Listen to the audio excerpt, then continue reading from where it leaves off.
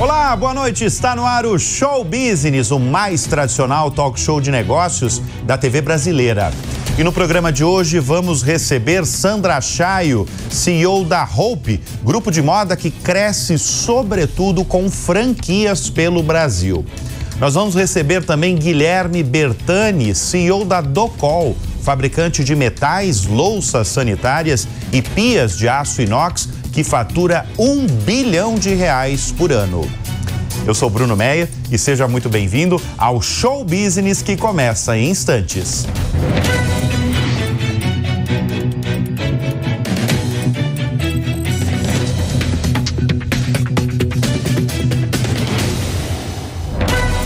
Ela comanda uma marca de lingerie criada em 1966 com mais de 300 lojas no Brasil. Nós vamos conversar neste bloco do Show Business com Sandra Chaio, a comandante da Hope. Sandra, obrigado pela presença aqui em nosso estúdio. Obrigada, Sandra. Você está há mais de 20 anos nessa companhia, né? A companhia fundada pelo seu pai, o Nissin Rara. Quando você percebeu que essa companhia fundada por ele, de certa forma, era sua também, que você teria o comando da companhia? E qual foi a sua primeira decisão, quando você sentou na cadeira? Então, Bruno, sabe que eu nunca imaginei trabalhar na Hope. Desde criança, a gente tinha, tanto eu quanto minhas irmãs, a gente tinha uma ligação emocional muito forte com a empresa, porque a empresa familiar é tudo muito misturado, né? Família, empresa, festas de final de ano, era todo mundo junto, até a convenção da empresa era na nossa casa do Guarujá, pra você ter uma ideia. Então a gente tinha essa ligação emocional. Mas para mim, o meu pai era aquele industrial bem-sucedido e eu queria trabalhar com moda, com design, eu não queria seguir os passos dele, eu queria criar a minha própria história. Só que em 1998, eu decido fazer um estágio na empresa, porque eu estava trabalhando com meu pai na área imobiliária, eu estava estudando arquitetura, e eu queria desenvolver os negócios imobiliários, ele tinha alguns terrenos e eu queria trabalhar nesse sentido. Só que eu vi que ele estava passando por um momento de um dilema que ele estava passando na época, porque ele queria expandir os negócios, ele queria levar a fábrica, que era aqui em São Paulo, para um outro estado onde tivesse mais oferta de mão de obra, principalmente. E eu decidi entrar para entender como é que estava funcionando. Aí eu me apaixonei, eu falei, não, é isso que eu quero fazer para o resto da minha vida, e foi assim que foi feito. Eu entrei na empresa, então, em 1999, oficialmente. A fábrica migrou para o Ceará, a gente mudou a fábrica para o Ceará. E a minha principal contribuição nesse momento, assentando na cadeira, foi fazer um reposicionamento da marca, que começou nos produtos, reformulando todo o mix de produtos, passou pela comunicação e culminou com a nossa entrada no varejo através do sistema de franquias. Pois é, franquias. Outra grande mudança aí, a grande mudança nos tempos recentes da Hope foi pelo varejo, né? Por meio das franquias. Por que essa decisão de entrar nas franquias? A nossa cultura sempre foi B2B, business to business. E a gente sempre teve como objetivo fazer com que as pessoas ao nosso lado, que estão com a gente, prosperem. Esse é o nosso verdadeiro propósito. E desde as pessoas, dos colaboradores, funcionários, a confecção emprega, é muita mão de obra intensiva, principalmente mulheres.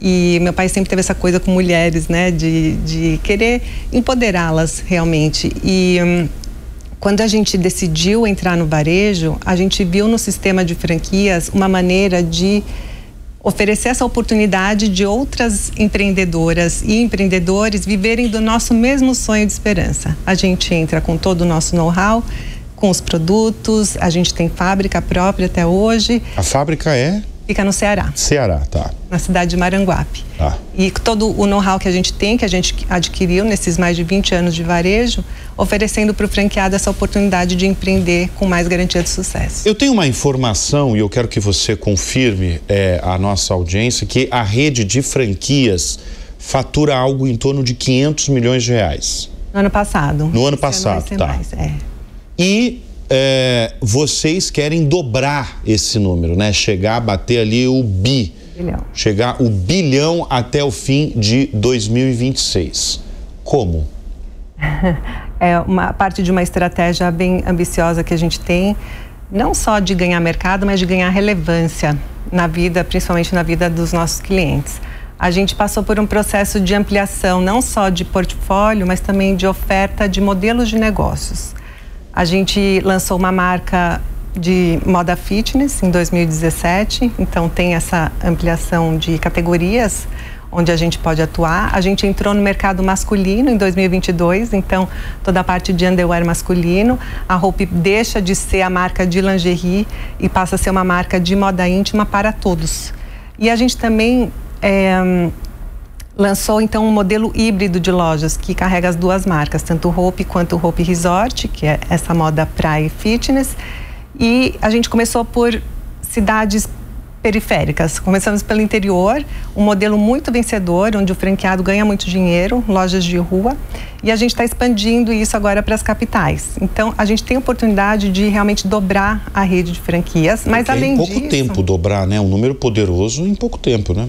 Mas com essas categorias e com esse modelo híbrido que está um sucesso, melhor vendedor de franquia é o franqueado, o próprio franqueado que já está ganhando dinheiro, né? E tá bom, você está satisfeita com esse modelo de franquias? Porque eu recebo aqui no Show Business visões diferentes, porque semanalmente a gente recebe os maiores CEOs do país. Eu recebi, semanas atrás, Miguel Kriegsner, fundador e presidente do Conselho de Administração do Boticário, que você conhece. E o Boticário tem 4 mil, né? 4 mil lojas, são centenas de franqueados. O maior franqueador, né? É o maior franqueador, né? E você, eu já recebi aqui também esse ano o Júnior Durski, fundador e CEO do Madeiro, e ele já falou uma visão oposta. Ambos são de Curitiba, ali do Paraná, visão oposta. Ele fala assim, ó, eu não gosto do modelo de franquia, eu mesmo gosto de construir os meus restaurantes pelo Brasil. Você é do time do Miguel Kriegsner, né? Você está satisfeita? Muito satisfeita. O Miguel foi um precursor, ele ao lado do Marcelo Scherto, que você leu o livro dele, você conheceu, foram as pessoas os visionários que fundaram o modelo no Brasil. O Brasil tem uma lei de franquia muito desenvolvida, tem a circular de oferta de franquias, é um modelo de negócio muito vencedor. E no Brasil, por uma série de questões tributárias e legais, é um modelo que favorece, principalmente para quem trabalha no varejo de moda, beleza, nesses itens de consumo que tem um preço médio adequado. Talvez o Madeiro, por ser serviço, seja um pouco diferente, mas né? Mesmo assim tem muitas franquias de serviços muito importantes, né? E de sucesso. Eu sou muito fã do sistema de franquias porque, para mim, minha franqueada do Paraná, ela é a dona da Hope do Paraná. E ninguém vence a dona de um negócio querendo fazer acontecer. Não, e conhece a cultura da região, né? O Brasil é muito diverso, é sotaque diferente, são culturas diferentes. Você gosta de andar pelo país aí, pelas franquias para ver? Adoro. Qual que é o seu perfil lojas aí de líder mesmo? Mão na massa, eu gosto muito de visitar loja. Antigamente, quando eu não era tão conhecida, porque agora tem esse outro lado, né, da exposição nas redes, mas eu adorava ficar em loja só para ouvir comentários das clientes. Na época a gente não tinha masculino ainda, ver os comentários das clientes sobre os produtos, o que ela pedia para a vendedora. Você tira tanto insight, né, quando você está lá no varejo com a mão na massa, atrás do balcão, ouvindo cliente, não tem ferramenta mais poderosa do que essa. A Sandra falou, quando eu era menos conhecida, né? Porque você virou uma voz muito importante, a Sandra virou uma voz muito importante, sobretudo para o empreendedorismo feminino. Você é seguida por muitas pessoas, muitos perfis nas redes sociais e de muita gente interessada em empreendedorismo. Eu imagino muitas mulheres. O que você mais escuta nas ruas quando o assunto é empreender? Eu acho que as pessoas estão cada vez mais sedentas por informações e por bons exemplos. Então, eu acredito que eu seja um bom exemplo de uma empreendedora que deu certo. Eu empreendi na empresa da minha família, transformei uma indústria num varejo e acho que é um modelo que deu tão certo que as pessoas gostam de se inspirar. E através das minhas redes sociais, eu busco fazer exatamente isso. Meu pai era uma pessoa que ajudava as pessoas a empreender. Não só nós, filhas, mas também qualquer pessoa que viesse pedir uma mentoria, um conselho, ele sempre estava lá para ajudar, muitas vezes com empréstimo, até financeiramente. Mas quando ele faleceu, eu entendi que eu precisava continuar esse legado dele, eu precisava seguir esse legado dele. E eu entrei num programa de empreendedorismo na televisão, que foi o Shark Tank, e foi muito gratificante você poder fomentar. Mas toda essa exposição, eu acho que ela é muito positiva, porque é muito gratificante quando você ouve que você, por uma coisa que você falou, por um exemplo que você deu, você aplicou na sua própria empresa, alguém transformou a sua própria vida. Eu tenho seguidores, maioria mulheres mesmo, dos meus seguidores, mas tem muitos homens também. Eu me lembro agora de um caso de um homem que tem uma pizzaria e por causa de um insight justamente sobre franquias, ele transformou o negócio dele, expandiu a rede dele, enfim, isso é muito gratificante. Mas tem uma pergunta que você mais escuta? Por onde começar? Por onde começar? Por onde começar? Por onde começar? E qual é a sua resposta? As pessoas me falam assim, eu tenho uma ideia e eu não posso contar para ninguém porque a minha ideia, o que eu falo é que ideia não vale nada. O que vale é sua capacidade de execução. É o suor? É o suor e é mais do que o suor. Lógico, não tem ninguém bem sucedido que eu conheça que não trabalhe duro. Mas eu acho que tem que trabalhar com inteligência, a gente tem que trabalhar com uma visão. Primeira característica que o empreendedor precisa ter é a coragem. Você precisa ter coragem, sair de uma inércia e realizar alguma coisa. Muitas vezes sair de um trabalho com uma remuneração fixa, se arriscar. Sem se arriscar, não tem como. Depois você precisa ter uma visão de futuro, algo que você almeje e que você queira chegar lá. Para você ter um motivo para ter a disciplina de levantar da cama todos os dias, ir lá e fazer acontecer. E eu acho que essa visão é muito importante, assim, porque não adianta você ter uma ideia, um diferencial, se você não faz o básico muito bem feito e se você não arregaça as mangas, vai trabalhar todos os dias e se você não sabe aonde você quer chegar. Sandra, nesses mais de 20 anos na companhia, vocês, em determinado período, vocês tiveram muita dificuldade de contratar costureiras e mão de obra especializada. Vocês ainda estão com essa dificuldade? A gente tem um programa hoje, nossa fábrica fica na cidade do interior do Ceará, em Maranguape, terra do Chico Anísio. E a gente tem vários programas de capacitação, programas sociais mesmo, e que formam pessoas não só para trabalhar na nossa indústria, mas também para trabalhar no mercado. E a gente hoje, então, tem um certo know-how já de como conseguir atrair talentos, atrair pessoas para poderem trabalhar na nossa indústria. A gente formou um polo na região, onde até nas cidades vizinhas a gente tem facções que também são capacitadas para atender a nossa demanda. Então, hoje em dia, acho que a gente está numa situação Melhorou. mais bem resolvida. Não tem uma escassez aí de mão de obra especializada? Olha... Sabe por que eu pergunto isso? Porque eu entrevisto CEOs de outros setores, por exemplo, construção civil, e eu já escutei de 3 grandes, aqui no programa mesmo, falando que está tendo um apagão de mão de obra. É claro que eu estou falando do setor deles. Primeira vez que eu estou falando com uma CEO de uma marca muito conhecida, né, do varejo. Como é que você tem avaliado? Pelo que eu estou vendo, não tem, então, um apagão de mão de obra no seu setor. Sabe o que tem uma dificuldade? Das pessoas que entram num tipo de auxílio, tipo Bolsa Família, tipo um seguro-desemprego. E essas pessoas que não querem trabalhar e que querem ter as coisas de um jeito mais fácil.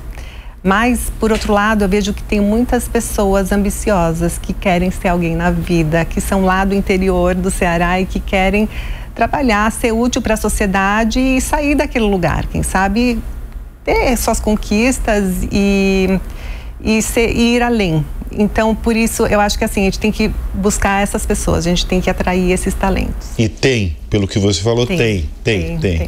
Que bom. Que bom. Que bom que a gente tem. Bom, quantos % da fabricação de vocês hoje vai para as lojas franqueadas? É mais da metade? Sim. Mais da metade. Hoje o canal de franquias representa 70% do nosso negócio, outros 30% o canal multimarca, que é um canal muito relevante. A gente tem quase 3 mil clientes multimarcas e é a nossa origem, né? A gente tem um carinho muito grande por esses clientes. E vocês têm um comércio eletrônico também? Também tem o comércio. Mas ele não é tão forte. É muito comparado forte, com a força do varejo, do varejo, né? Da franquia. Não, hoje ele é bem relevante, ele acaba se misturando hoje por causa do Omnichannel. A gente atende, lógico, uma parcela das pessoas que compram pelo nosso e-commerce através do próprio site, através do centro de distribuição, mas hoje muito do que as pessoas compram online saem das lojas. E esse modelo tem sido muito vencedor, porque a gente não tem que se preocupar com aquele faturamento, né, sai da nossa fábrica ou sai da loja do meu franqueado. Sandra, qual que é o momento atual da moda no Brasil? A moda no Brasil, ela já passou por várias fases. E é uma ótima pergunta, porque é uma boa oportunidade para eu falar do meu setor, do nosso core, que é a moda íntima, né? Isso. Que a moda íntima, ela fica nos bastidores, ela está lá escondida, atrás da roupa exterior. E ela tem uma importância, assim, uma relevância muito grande, muito importante. Primeiro porque ela não é nichada, todo mundo usa, todo mundo tem que usar seu underwear, é aquela proteção, tem aquela parte funcional. É a primeira peça de roupa em contato com a sua intimidade. É aquela roupa que você vai usar em todos os momentos da sua vida, desde que você se entende por gente até quando você for partir. E a gente veste para nós mesmos, a gente não veste para o outro. A moda também, ela tem um papel fundamental na nossa autoestima. Principalmente a moda íntima, porque do jeito que a gente se sente por dentro, a gente exala. Então, se eu estou me sentindo bonita por dentro, eu vou exalar essa beleza. Se eu estou me sentindo confiante, eu vou exalar essa autoconfiança. E assim eu vou conseguir conquistar o que eu quiser. A moda no Brasil já passou, então, por várias fases e eu acho que a gente já teve... E ela é uma expressão da nossa cultura através dos tempos. É uma questão até antropológica. Quando a gente pensa que a moda íntima, no caso, ela pode influenciar na medicina, na saúde das pessoas, na arquitetura. Eu falo isso porque na época dos espartilhos, você via aquelas cinturinhas de vespa, sabe? Aquelas mulheres com espartilhos. E tinha mulher que tirava a costela para poder ficar com aquela cinturinha. E aí depois vinham aquelas ancas, né? As saias bem amplas.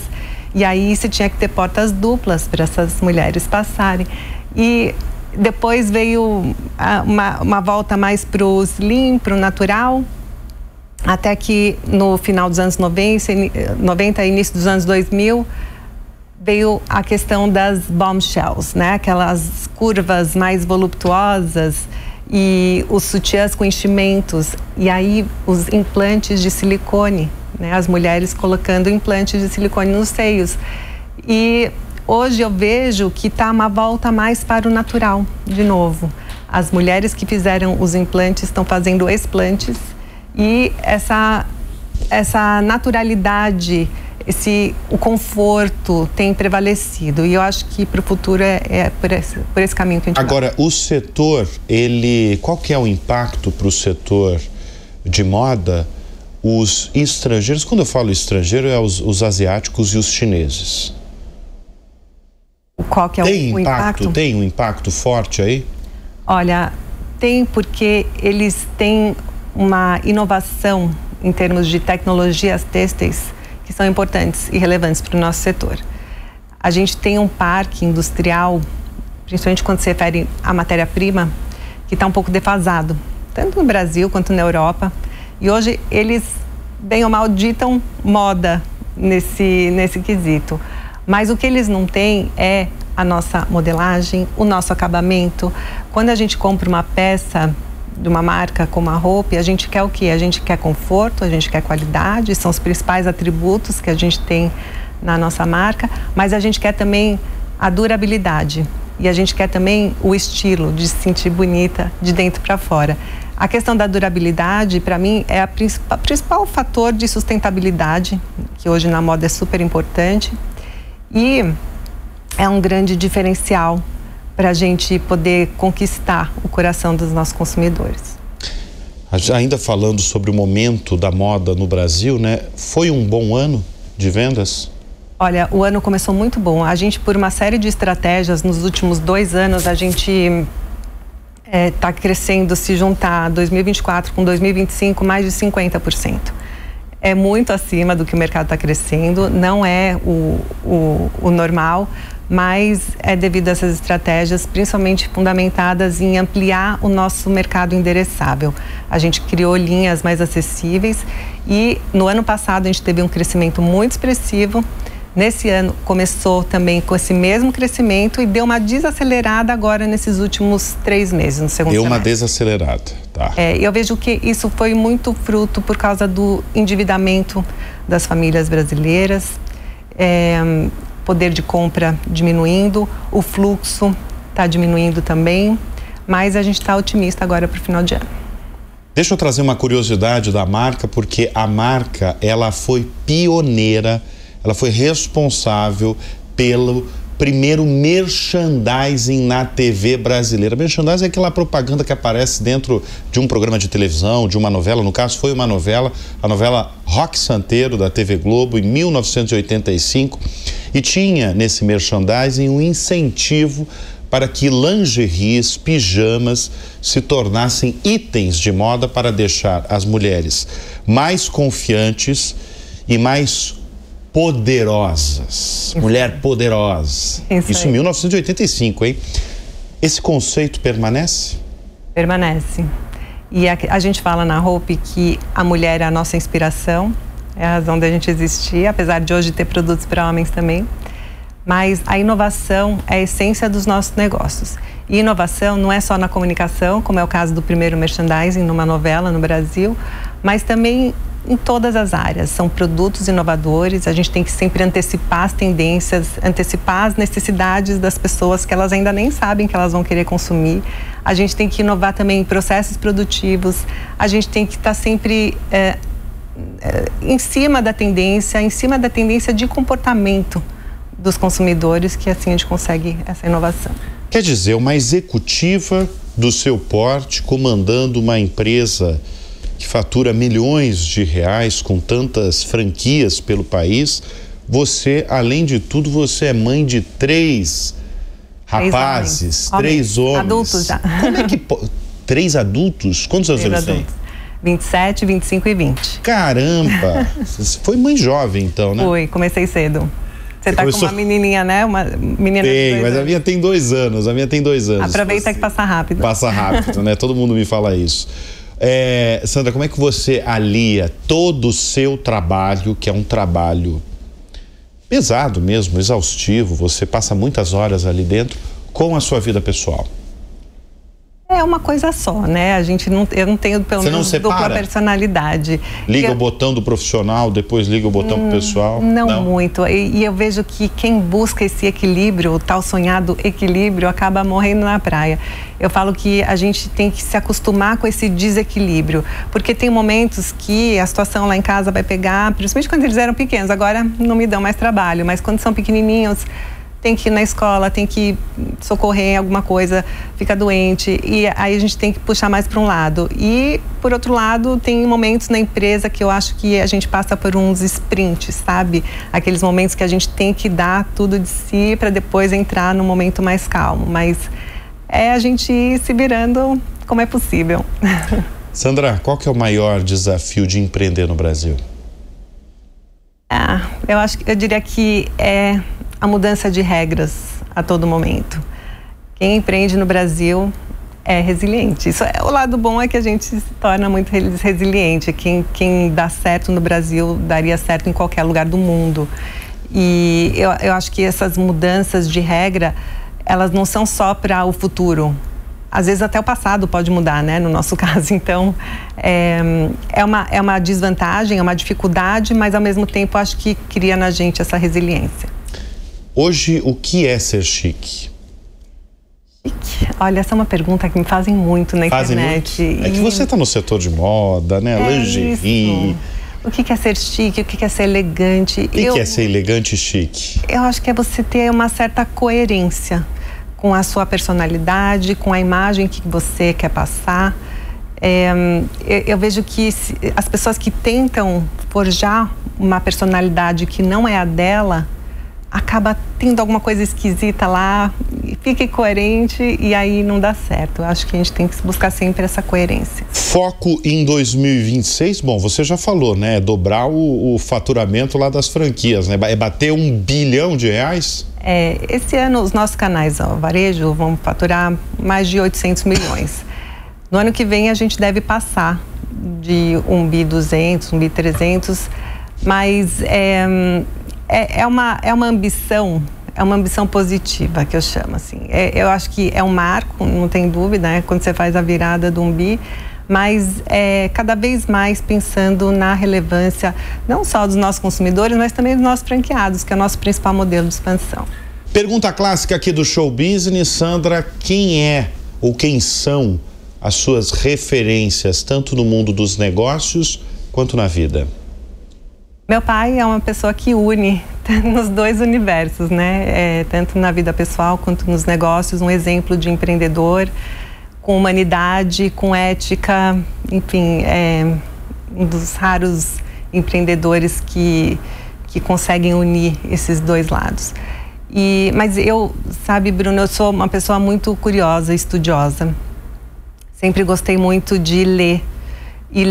Não gosto de ler romances, eu gosto de ler biografias, histórias reais de pessoas que fizeram. Eu tenho muita admiração por pessoas como meu pai, como Miguel Krisner, que você citou, que do zero. Meu pai vinha de uma família muito humilde, lá no Líbano, e chegou no Brasil com centavos no bolso e construiu uma empresa multimilionária. E essas pessoas, elas causam um impacto na sociedade gigantesco, não só na família, nas pessoas que a gente emprega, mas imagina, são mais de 10 milhões de peças que a gente faz todos os anos. Então, 10 milhões? Olha quantas pessoas não são impactadas pelo que a gente faz. Então, eu tenho uma profunda admiração por empreendedores, principalmente esses que começaram do zero, e brasileiros, internacionais. Eu estou sempre de olho, sempre lendo essas biografias e elas me inspiram muito. Muito bem, nós conversamos neste bloco do Show Business com Sandra Chaio, a líder, a comandante. Tem um cargo? Sou diretora institucional. A diretora institucional, a grande líder da Hope. Obrigado pela presença. Obrigada, Bruno. Foi uma grande alegria tê-la aqui. Foi ótimo. E o Show Business faz uma breve pausa e volta em instantes.